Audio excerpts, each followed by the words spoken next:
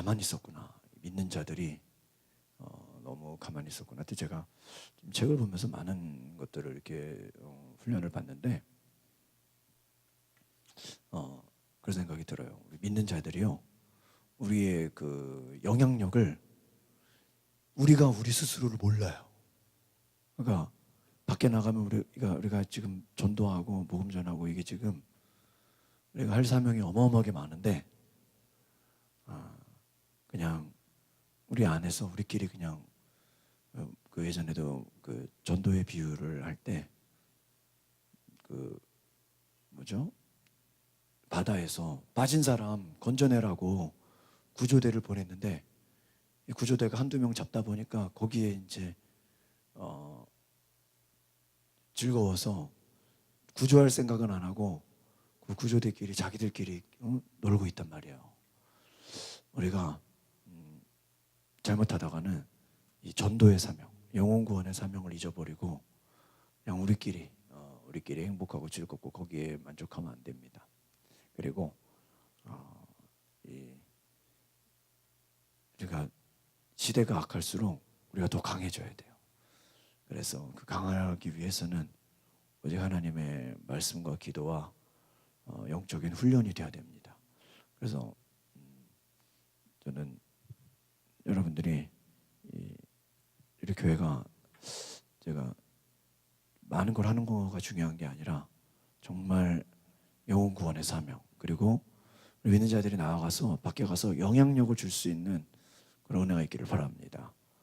그래서 정말 영혼들을 취할 수 있는 그런 은혜가 있기를 바라고요.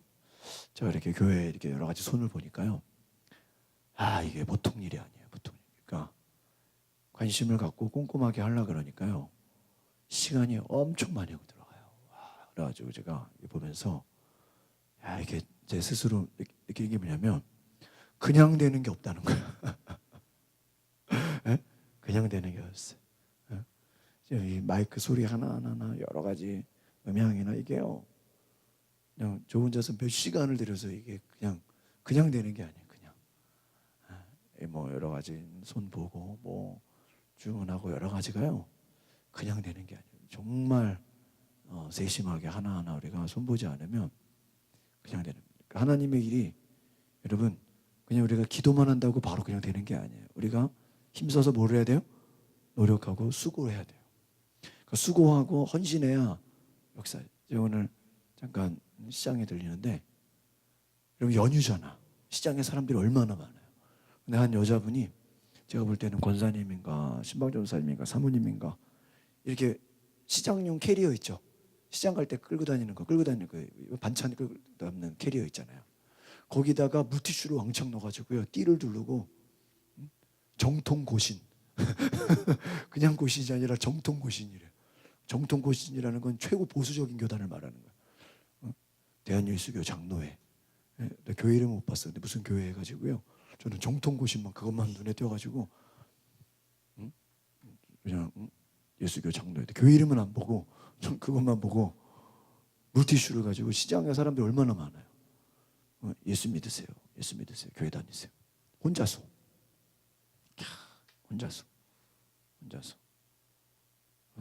대단하죠. 혼자서. 사람들 시장에 그 많은 사람들을 우리는 그냥 장 보는데 바쁘지만 그 사람들은 뭐로 활용해요? 전도에. 물론 물티슈지만요, 사람들이 받긴 받더라고. 내가 이렇게 보니까 받더라고요.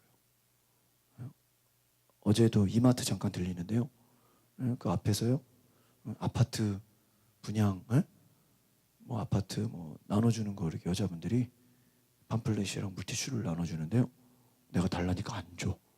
이거 굉장히 자존심 상했어요. 내가 좀 옷을 허름하게 입었어.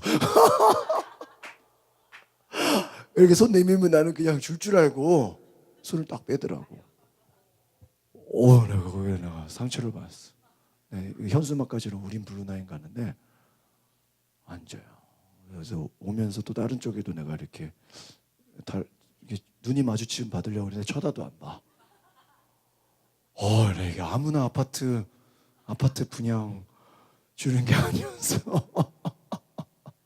달라는데요, 안 줘요. 이렇게 손을 내밀잖아요, 딱 걷어요. 딱 안 주는. 그러면서 이렇게 나이 든 사람들을 주더라고.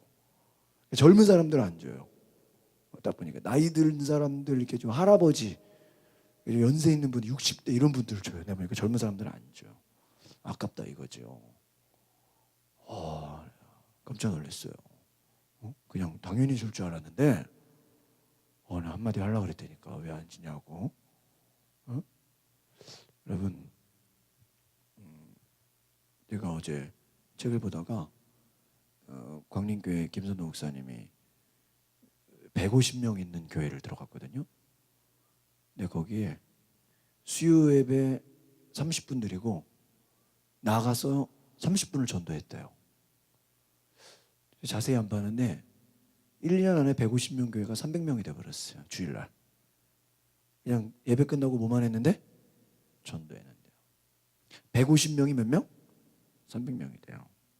또 압구정으로 와가지고 그 당시 교회 성도들이 1,500명밖에 없었어요. 그만큼 부흥이 된 거죠. 근데 참고로 압구정 예배당 좌석이 4,800석. 교회는 몇 명? 1,500명. 그러니까 1,500명인데 4,800석이면 나머지는 몇천 석이 비는 거야. 3,000석이 비는 거야. 교회를 너무 크게 줘가지고. 근데요, 주일날 끝나면요, 밥도 안 먹고 전도를 시켰대요. 뭐도 안 먹고? 밥도 안 먹고. 전도하고 밥 먹게 했다는 거예요. 막 아파트 막 전도하다가 막 무슨 문 쾅 닫으면 손 끼고 막 발 끼고 막 쾅 닫으니까 막 그 교회 빚이 많다면서요. 막 빚 있는 교회 안 가요. 막 온갖 수모를 다 하여튼 별 고난을 다 겪는데요. 그래도 전도를 하니까 사람들이 오더라. 내가요 그 책을 읽으면서 야, 이게 우리가 안 해서 그렇구나. 우리 예전에도 마곡에서 밤에 전도했잖아요. 그러니까 제가 이 전도에 대한 사명들을 굉장히 다시 깨닫고 있어요. 우리가 안 해서 그런 거예요. 안 해서. 여러분, 관계 전도도요. 여러분 핸드폰 쫙 보면서요.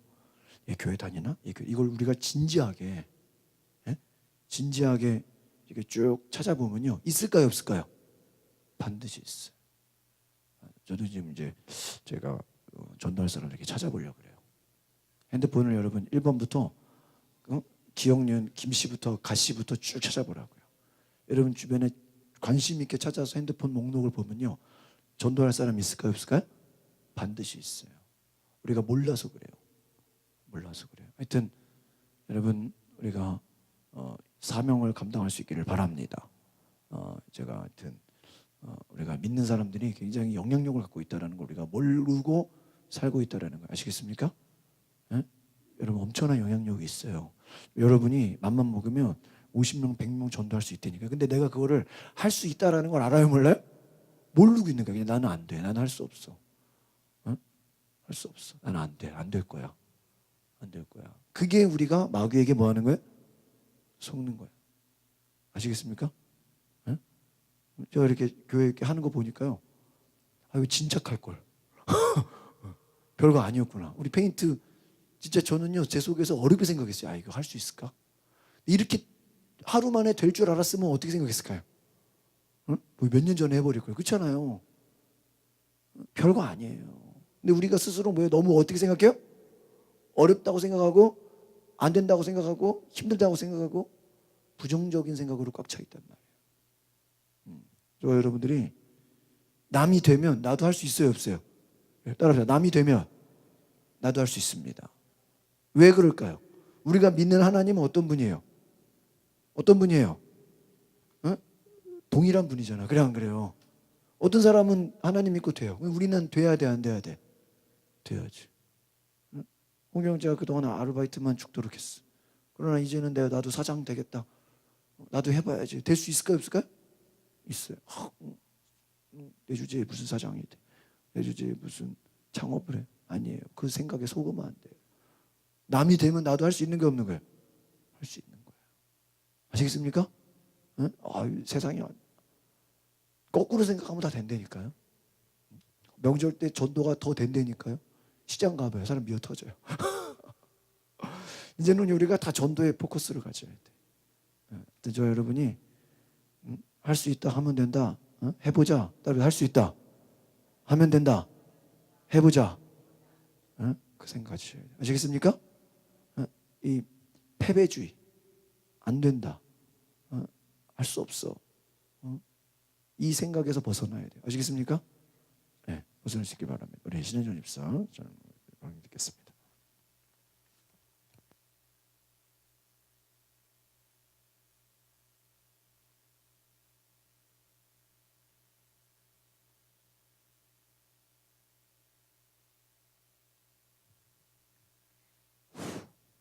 안녕하세요. 오늘은 11조로 복받은 세계 부자들의 네 번째 부자 존 템플턴을 발표하겠습니다. 사람들에게는 영적인 투자가 또는 20세기 최고의 주식 투자가라고 불린 그는 워런 버핏이나 피터 린치보다는 비교적 덜 알려졌지만 세속적 성공이 아닌 하나님의 도우심으로 성공한 전략적 투자가입니다. 이분이 주식같이 이렇게 큰 돈을 움직이는 그런 사람이었나 봐요. 투자 회사를 설립한. 제가 사실 그쪽은 전혀 모르는 분야라서 좀 읽으면서 이해하기 어려운 것도 있었는데 어쨌든 제가 최선을 다해서 제가 읽으면서 감동받은 것들을 한번 정리해 봤는데요. 여러분 꼭 읽어보시면 저보다 지혜가 많으시니까 더 잘 이해하실 수 있을 것 같아요. 이분은 이제 투자 회사를 설립해서 운영했던 세계 최대 몇 개 투자가 중에 하나였는데 이제 뭐 워런 버핏이라는 사람이 굉장히 그 투자에서 유명한 사람인가 봐요. 근데 그 사람이나 또 다른 그 유명한 투자 전문 회사나 그런 사람들은 이제 세속적인 사람이었던 반면에 이 사람은 그 월스트리트에서 그 하나님을 믿고 하나님 편에 서서 이제 교회와 또 하나님 나라 확장을 위해서 그 재산을 움직인 그런 사람으로 유명하다고 해요. 그는 1997년 12월에 저희 나라가 어려움이 있었잖아요. 그때 우리 경제 위기에 빠져 있을 때 과감하게 한국 주식 시장에 투자해서 외국인 투자자들의 한국 주식 매수를 선도한 인물이기도 합니다. 아무도 우리나라 주식을 사지 않을 때 그때 우리 막 금 팔고 그럴 때 이 사람이 최초로 우리나라에 투자를 했대요. 그래서 다른 사람들이 제가 투자하면 우리도 할 수 있겠네 하면서 이렇게 따라 들어왔다고 해요. 그런 분이에요. 이분은 비관적 분위기가 최고조에 달했을 때 투자하라라는 원칙을 가지고 있는 투자자인데 그는 첫 투자로 1938년 1달러 미만에 거래되던 104개의 종목에 1만 달러를 투자해서 4년 뒤 4만 달러로 늘리게 됩니다. 이것이 후에 그가 세운 회사인 템플턴 투자회사의 씨앗이 됩니다. 이분이 이제 이 투자 전문 회사, 투자 쪽으로는 굉장히 유명하신 분 같은데 제가 잘 몰라서 죄송합니다. 네, 그는 매년 4천만 달러 이상을 자선단체에 기부했고 사후에는 자신의 전 재산을 하나님의 일에 쓸 수 있도록 자녀에게는 일체의 유산을 남기지 않고 재단에 기증했는데요. 굉장하죠. 그의 삶을 통해 배울 수 있었던 교훈을 제가 3가지로 정리하여 발표하겠습니다. 첫 번째, 그는 11조에 대한 투철한 의식이 있었습니다. 그는 11조가 부와 명예를 가져다 줄 수 있다라는 글을 썼는데요. 그 글 중 일부를 제가 읽어드리겠습니다.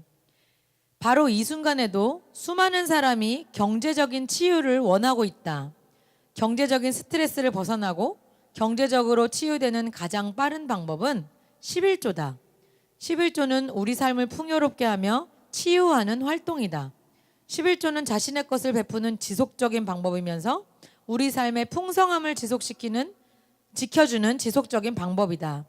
이런 지속성을 통해 우리 정신은 공급과 풍요, 더 많은 베풀음을 향한 인식을 구축할 수 있다. 나는 일생 동안 수많은 가정을 지켜봤다. 10년 이상 꾸준히 11조를 한 가정은 거의 예외가 없이 풍요롭고 행복했다. 11조는 모든 사람에게 알맞은 하나의 투자 방법이다. 이렇게 글을 써두셨다고 해요. 템플턴은 재물은 우리의 것이 아니고 하나님의 것이라는 사실을 누구보다 잘 알고 있었습니다.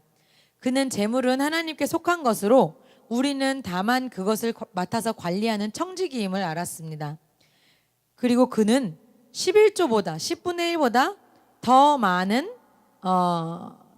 재산을 교회와 사회에 내놓았습니다. 처음에는 11조만 드렸지만 그의 말년에는 조금씩 늘려서 10의 2조, 10의 3조, 10의 4조 이렇게 늘려서 그의 말년에는 10분의 8을 드리는 삶을 살다 마지막을 이제 마치셨다고 합니다. 둘째, 그는 기도하는 투자가였습니다. 이럴 줄 알았죠. 그의 성공 비결을 묻는 말에 그는 대답했습니다. 가장 중요한 것은 기도였습니다. 하나님께 감사드림으로써 우리는 더욱 강한 힘을 얻을 수 있고 이 힘으로 우리의 통찰력은 한층 깊어지고 일의 결과도 한 차원 높아집니다. 이 사람은 사람들이 투자하지 않는 곳에 투자를 했대요. 많은 사람들이 많은 유명한 유수의 기업들이 이제 큰 투자회사들은 기업에서 막 큰 돈을 움직이잖아요. 그 사람들이 투자하지 않는 곳 거기를 이제 기도해서 뚫은 거예요. 해야 됩니까 말아야 됩니까 여길까요 저긴가요 해서 거기에 투자하면 그게 꼭 잘 된 거예요. 그래서 그는 기도를 통해 하나님과 대화하고 하나님과 하나가 되고자 노력한다면 사업은 물론이고 우리가 살아가면서 행하는 모든 일에 성공할 것이라고 말하고 다녔어요. 그는 영적인 지식을 발전시켜 나가면 하나님의 창조 비밀을 알 수 있다고도 생각했습니다. 그래서 영적인 지식을 찾기 위한 과학 연구, 과학에 관심이 많으셨대요. 그래서 과학 연구에도 투자를 했는데요. 자연에 있는 모든 것이 하나님의 섭리를 보여준다고 믿은 그는 지구의 다양한 생명체가 하나님의 피조물이라는 것을 과학적으로 증명하고자 하는 마음이 되게 컸대요. 그래서 그는 우리가 알아야 할 가장 중요한 것은 우리의 영혼이 온 우주의 창조자인 하나님과 어떻게 관계를 맺고 있는지 아는 것이다 라고 생각을 했습니다. 그의 이러한 아이디어들은 겸허의 신학이라는 말로 나중에 세운 존 템플턴 재단의 주요 프로그램으로 이렇게 만들어졌다고 해요. 그리고 그는 하루 일과 중에서 사업에 투자하는 시간과 교회나 자선 사업에 관련된 일을 하는 시간을 똑같이 나누어서 하루를 살았다고 해요. 자신의 성공이 신앙의 힘으로 이루어졌다, 하나님의 도우심으로 이루어졌다라고 말하고 또 믿은 템플턴은 훌륭한 교육을 받고 그가 이분도 굉장히 지금으로 치면 금수저 좀 부유한 넉넉한 집에서 자랐고 어려서부터 올 A를 받고 약간 최상위권의 삶을 산 그런 분이더라고요. 유명 대학에서 또 장학금 받고 막 그래서 제가 과거는 별로 그렇게 적지 않았어요. 별로 나랑 너무 달라서 엄청난 막 어려서부터 막 의리의리했더라고요. 막 큰 어려움은 없으셨던 것 같아요. 근데 이제 그렇게 좋은 대학에서 또 장학생으로 이렇게 막 자라는 하나님이 그런 분을 또 세우신 거죠. 하나님이 또 그 사람에게 지혜를 주셨고, 근데 그렇게 하나님 앞에 또 순종하면서 살았으니까 높은 자리까지 올라갔을 거예요라고는 전 생각해요. 그래서 이 사람은 그런 높은 학식과 그런 걸로 높은 자리에 올라갔는데 이제 올라가 보니 돈 많고 부자고 또 유명 대학 나오고 막 그런 무리들이 있을 거예요, 동기들. 그런 이제 잘났다 하는 그 많은 사람들이 많은 친구들이 있었는데 그렇게 훌륭한 교육을 받고 자기처럼 막 성공 가도를 걷고 큰 성공을 거둔 주변의 친구들이 하나님을 모른다, 하나님에 관심이 없다, 이것에 굉장히 안타까움을 느꼈다고 해요. 전도하고자 하는 마음이 있었던 거죠. 그래서 그는 그 사람들을 어떻게 하면 전도할까 이런 고민을 하다가 그들과 이제 이렇게 전도를 하려고 해보면 그런 이렇게 종교에 치부하면서 종교는 재미없어, 종교는 시대에 뒤떨어진 구습이야, 이런 식으로 이제 치부하는 거죠. 똑똑한 사람들은 또 더 그렇잖아요. 또 자기 주먹을 믿고 성공했다고 생각하는 사람들이기 때문에 그래서 그 친구들을 어떻게 하면 깨우쳐 줄까 이렇게 고민을 하고 기도하다가 이제 자기가 고안해낸 것이 템플턴 종교 공헌상이라는 거를 제정했대요. 이제 매년인지 뭐 몇 년에 한 번씩인지는 안 나와 있는데 뛰어난 인물, 이제 하나님을 섬기다가 이렇게 뛰어난 그런 인물들을 찾아내서 그 사람을 널리 알려서 그 사람 사람의 그 인생과 하나님을 사랑해서 실천한 그 아름다운 삶의 모습을 통해 수많은 사람이 그 이야기를 통해 감동을 얻게 되길 바라는 마음으로 이 상을 제정을 한 거예요. 그래서 이제 그 상의 첫 번째 수상자로는 테레사 수녀가 받았고, 그 다음에 빌리 그레엄 목사님도 받으셨고, 뭐 우리나라에서는 한경직 목사님도 이 상을 받았다고 해요. 근데 이 상이 뭐지 그 노벨상보다 상금이 훨씬 많다고 그렇게 했어요. 그래서 사람들의 이목을 집중시키고자 이렇게 했다고 해요. 네. 그리고 이제 셋째 마지막으로 그는 가장 힘든 상황에서 주님을 의지한 사람이었습니다. 이 부분이 저에게는 되게 또 감동이 됐던 부분이었는데요. 그는 이제 뉴저지 뉴 잉글우드에 라는 동네에 퍼스트 장로교회에 다녔습니다. 그는 그 교회에서 장로가 되었고 1940년에는 전국 장로교회 통합 선교 및 주의를 위한 위원회 위원으로 선출. 뭐가 이렇게 어려운지. 뭔가 이렇게 전국이니까 우리나라의 몇 배니까 어마어마한 규모였겠죠. 그 미국 전국의 장로님 대표가 된 거죠, 말하자면. 그리고 얼마 후에는 5천만 달러에 이르는 장로 그 기금을 관리하는 회장직까지 맡았던, 이분은 그냥 꾸준히 신앙생활 열심히 하시면서 이렇게 계속 하나님이 높여주신 분 같아요. 근데 그렇게 이렇게 꾸준히 신앙생활 열심히 살면서 또 믿음이 좋은 아내를 얻으셨는데, 웰레슬리 대학에서 가장 데이트하고 싶은 여학생으로 뽑힌 주디스 두들리라는 분과 만나서 결혼을 해서 두 아들과 딸 하나를 낳고 살았어요. 근데 이분이 이제 사업과 교회 일로 매우 바쁘게 지냈는데, 그렇게 바쁘게 지내다 보니까 그는 좀처럼 가족과 함께 시간을 보낼 수가 없었습니다. 그러다가 큰 마음을 먹고 한번 이제 아내와 둘이 여행을 떠났는데, 1951년 한 20년 정도 살았을 때요.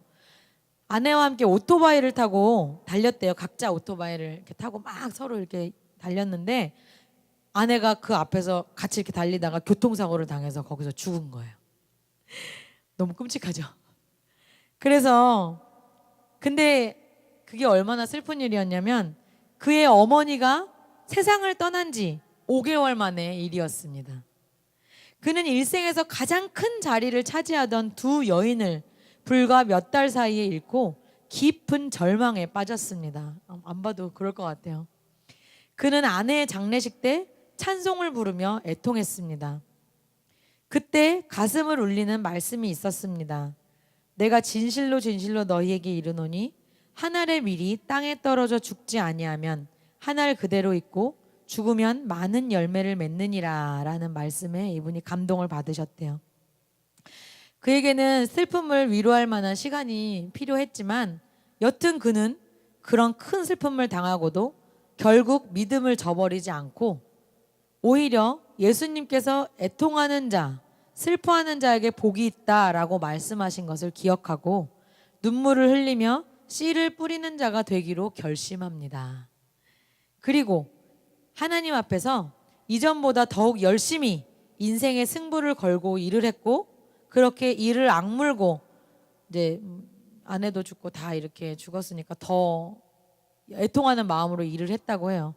그래서 일을 악물고 일을 했고 거기서 그는 큰 승리를 거둘 수 있었습니다. 그래서 이분이 더 깊은 기도와 더 영적인 세계를 사모하면서 이제 그 투자할 때 하나님께 질문하고 어떻게 할까요? 이렇게 해서 큰 투자회사, 세계적인 투자회사에 이제 를 운영한 그런 분이 된 건데, 이제 이분이 한국이 IMF 때 이분의 투자를 시작해서 다른 그 투자회사들이 투자를 따라올 만큼 이분이 그만큼 신뢰가 되고 그런 신뢰받는 그런 투자 기업 회사의 큰 사장이었다는 거죠. 제가 투자에 대해서 잘 몰라가지고 잘 전달을 못 해드린 것 같아서 아주 자세하게 나와 있는데 정말 죄송합니다. 다음 발표는 잘 준비하도록 하겠습니다. 감사합니다.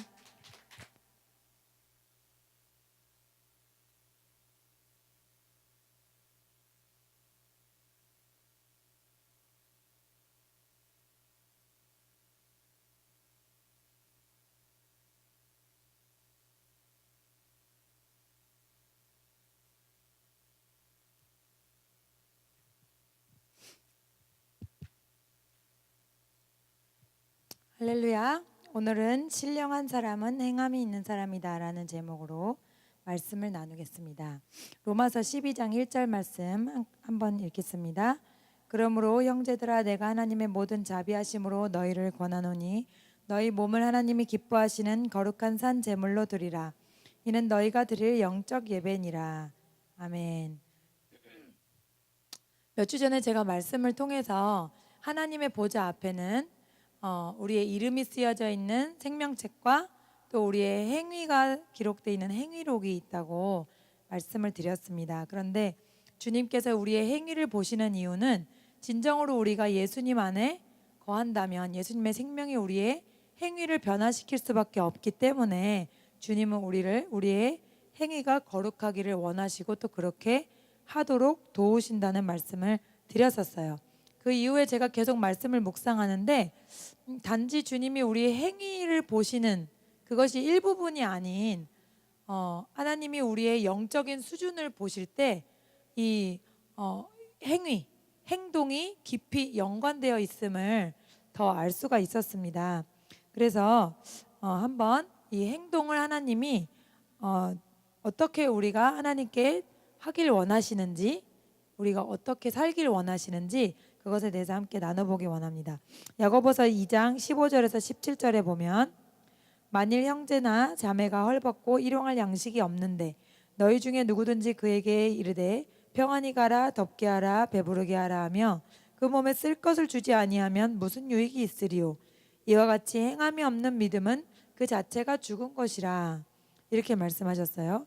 그래서 성경에서 행하는 것, 몸으로 하는 행동이 나의 믿음의 수준에 반영이 되는 거다.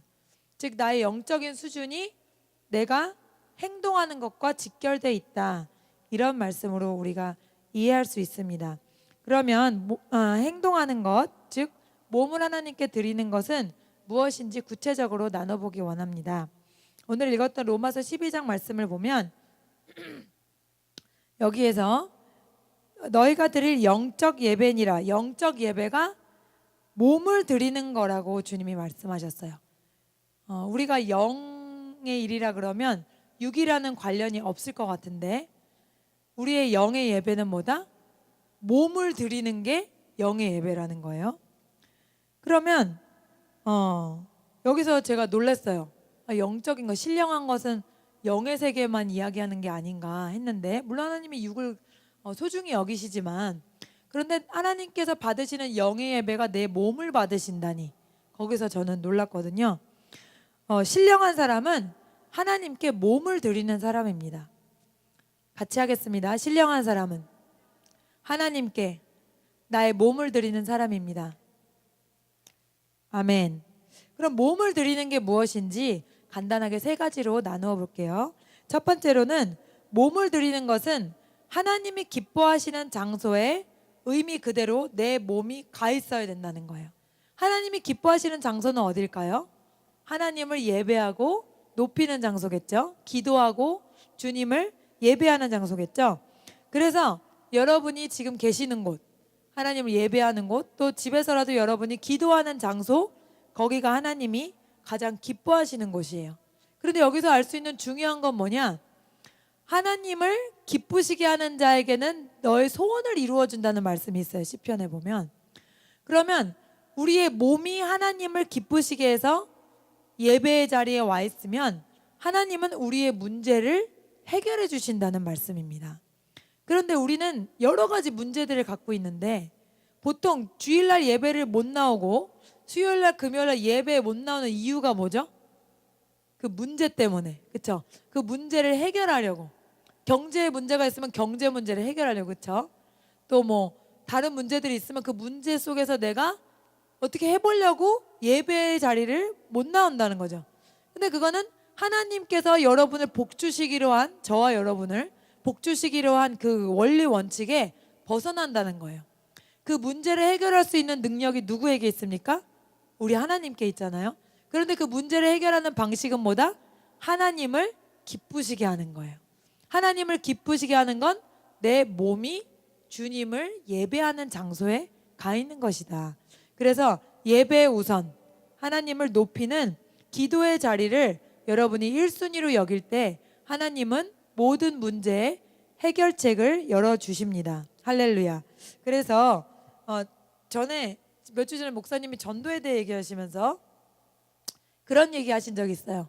한국 사람들은 좀 감정적이라서 그러니까 뭐 어떤 사람 하나가 좋으면 그 사람이 이단이든 뭐든 그 사람 하자는 대로 따라하기 때문에 우리 한 명 한 명이 좋은 이웃이 돼야 되고 좋은 가족 구성원이 돼야 되고 좋은 친구가 돼야 된다 뭐 그런 말을 하셨잖아요. 그래서 내 친구 좋아서 그냥 얘가 하자 그러면 다 한다는. 근데 어떻게 보면 하나님도 그런 면에서는 비슷하신 것 같아요. 우리에 대해서 우리의 뭐 연약함이나 부족함, 실수 이런 거는 보지 않으시고 하나님의 기쁨이 되기만 하면 우리의 소원을 이루어 주시겠다 하는 그런 말씀입니다. 할렐루야. 우리 하나님은 선하신 분입니다.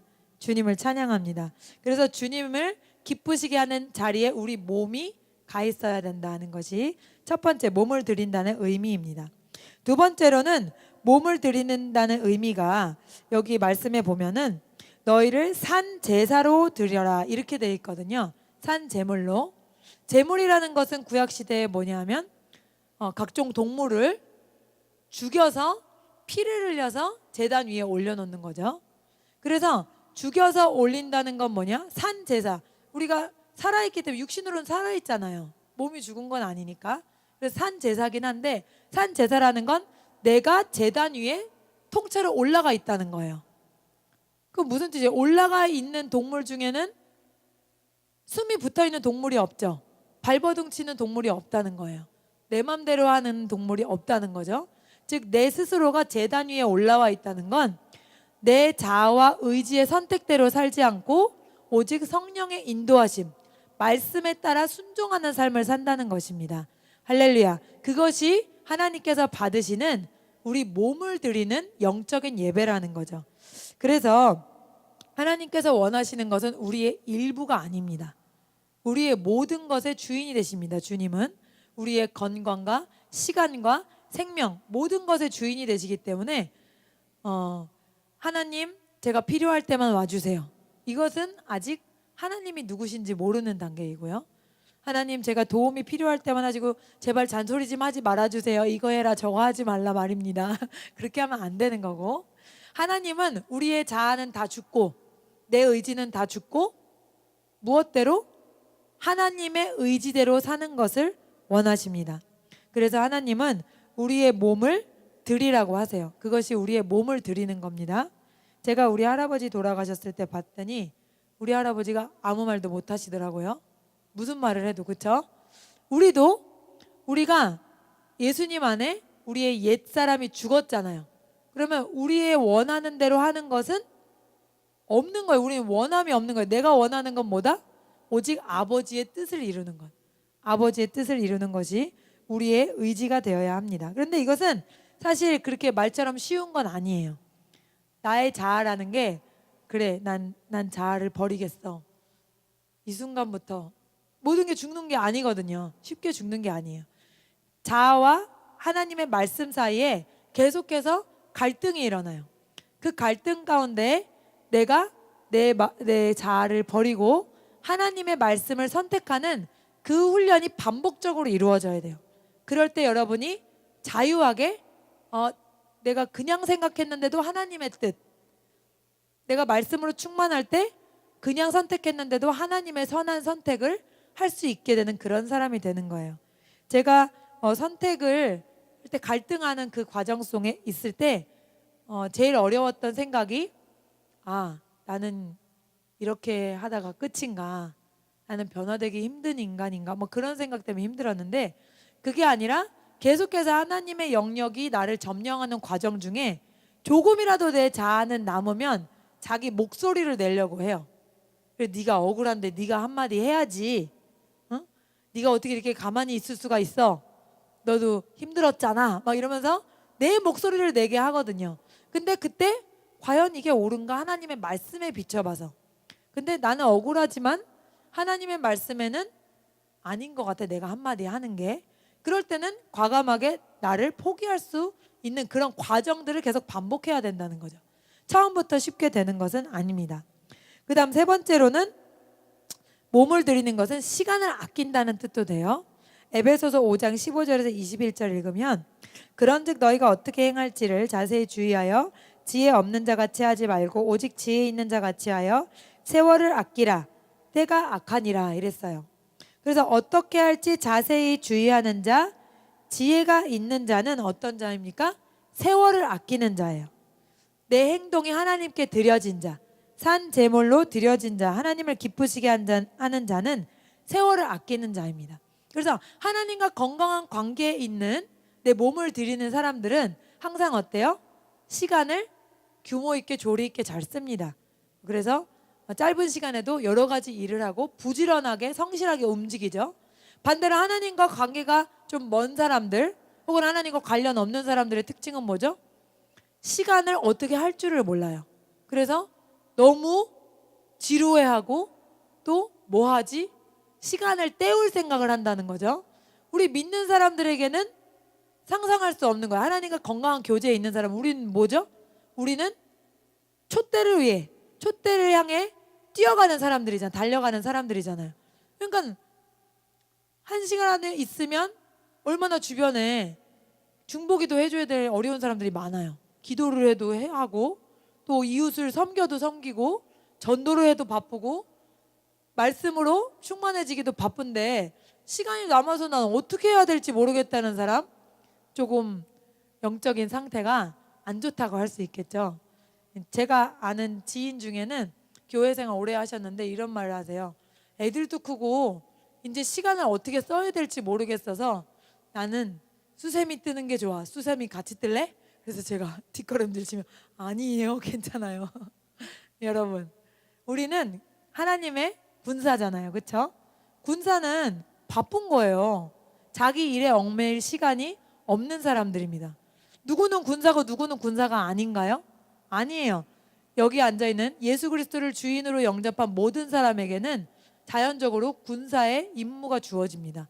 그래서 우리가 시간이 많아서 어떻게 할지 모르겠어, 이런 것은 건강하지 않은 상태라고 여러분이 기억하시면 돼요.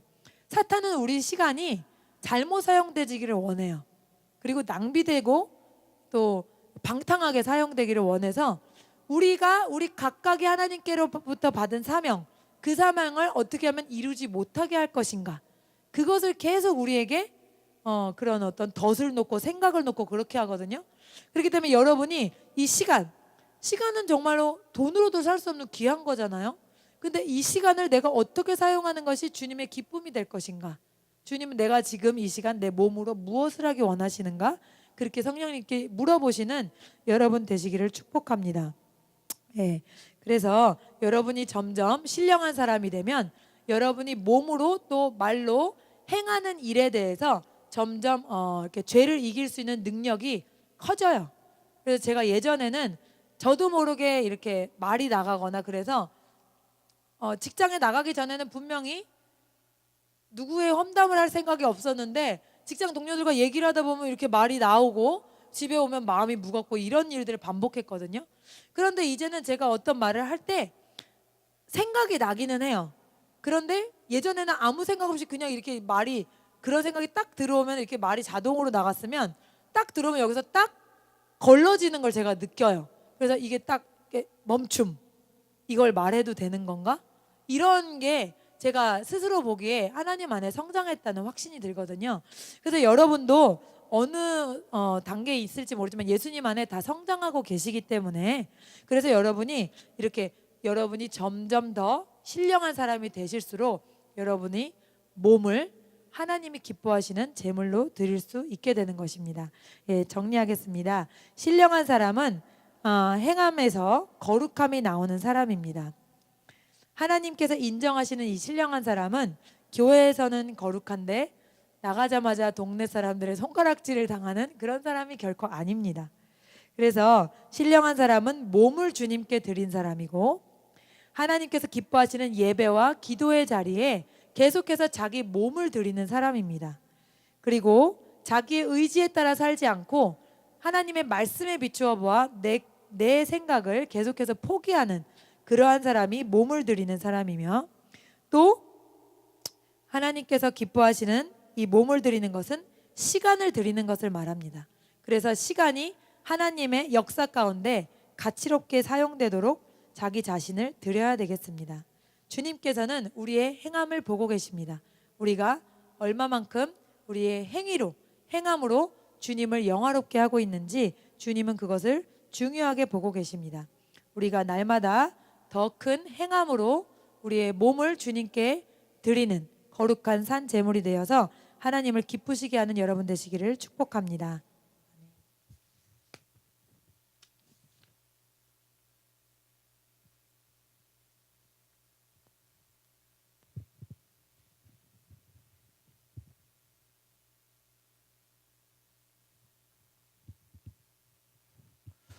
귀한 말씀 감사합니다. 오늘 여러분 이번 명절에 하나님의 뜻이 무엇인가 한번 돌이키고 찾을 수 있는 시간 되시길 바랍니다. 그리고 우리가 무슨 말을 많이 하기보다는요, 하나님이 무엇을 원하시는가 한번 생각해 보시길 바라요. 제가 주일날도 말씀드렸죠. 명절을 전후해서 뭐가 많다고요? 이혼율이 한 해에 거의 3분의 1이 명절 때 이혼하는 거래요. 그러니까 그 사람들은 명절이 없었으면 오히려 이혼을 안 하는 거야. 이제 명절 끝나면 뉴스 또 나와요. 그러니까 무슨 말씀 드리고 싶은 거냐면은 우리는 사람의 일로 굉장히 사람 만나는 것 때문에 우리는 행복해하지만 또 사람 만나는 걸로 인해서 어려움을 겪어요. 그렇죠? 그러니까 우리는 세상에서 지내는 많은 것들이 좋은 것 같지만 또 그것 때문에 우리는 힘들어요. 그렇죠? 하나님을 기억하고 하나님을 만나십시오. 그리고 하나님과 동행하시길 바랍니다. 우리 아까 말씀드린 것처럼 정말 하나님의 뜻이 무엇인지를 분별하시고요. 오늘 아주 좋은 얘기 많이 하셨는데 정말 내 안에 하나님이 역사하시는 그 사명을 발견하시길 바랍니다. 하여튼 저는 우리 성도들 보면서 정말 여러분 수요일날 금요일날 온다는 게 보통 일이 아니에요. 그리고 그만큼 하나님의 기대도 크십니다. 아십니까? 그러니까 하나님이 여러분에게 거는 기대가 어때요? 커요. 근데 내가 모르고 있는 거예요. 이게 내가 뭐 할 수 있겠어? 아니에요. 하나님이 여러분에게 거는 기대가 굉장히 큽니다. 아시겠습니까? 그래서 우리가 그 믿음으로 나아가기 위해서는 반드시 기도가 있어야 돼요. 아무리 좋은 말씀을 들어도 기도하지 않으면 그냥 우리가 한번 들은 걸로 그냥 끝나요. 그러나 기도하면 하나님이 내 안에서 역사하십니다. 할렐루야. 여러분 안에 말씀하시고 여러분 안에 변화가 일어나고요. 또 여러분이 어떤 주도권을 가지고 세상에서 취할 수 있는 역사가 있습니다. 여러분 자신이 얼마나 하나님 안에서 놀라운 존재인지 그래서 우리가 예배하는 거예요. 믿으십니까? 내가 하나님 앞에 예배할 수 있다는 것이 얼마나 귀한 것인지 깨달으시기를 바랍니다. 오늘 귀한 말씀 감사합니다. 우리 찬송가 함께 찬양하겠습니다. 510장 찬송가 510장